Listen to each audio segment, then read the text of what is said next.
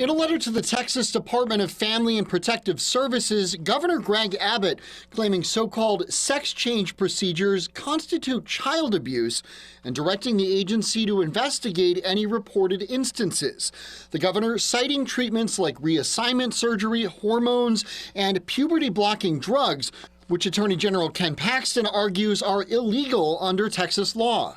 The governor is running hard for an election, and he's appealing to his base. He's clearly communicating to them that where he stands on these kinds of issues. And in a very real sense, he's rallying the troops in order to conclude the deal.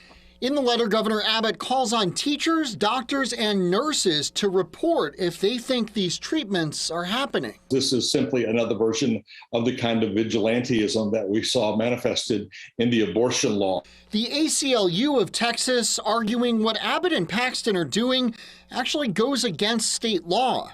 If you take a look at Attorney General Ken Paxton's opinion, it states that this does not apply to medically necessary care, and gender-affirming care is exactly that. Gender-affirming care saved my life, and I think that transgender kids of Texas and of today deserve the same opportunity to be able to live their lives as who they are.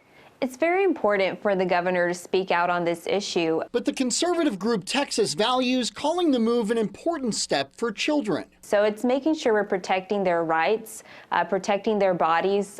Their brains don't develop until the age of 25. So we want to make sure that we protect our most vulnerable population, and that's our children. I think this opinion is going to be devastating for LGBTQ youth.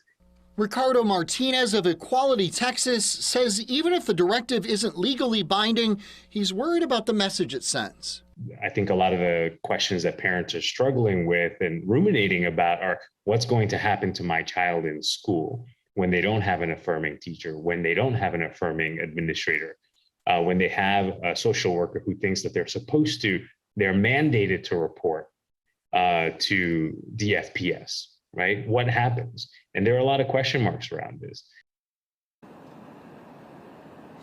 And tonight we are hearing from DFPS, the agency saying in a statement they will follow the governor's directive. Quote, at this time, there are no pending investigations of child abuse involving the procedures described. If any allegations are reported to us, they will be investigated under existing policies of child protective investigations.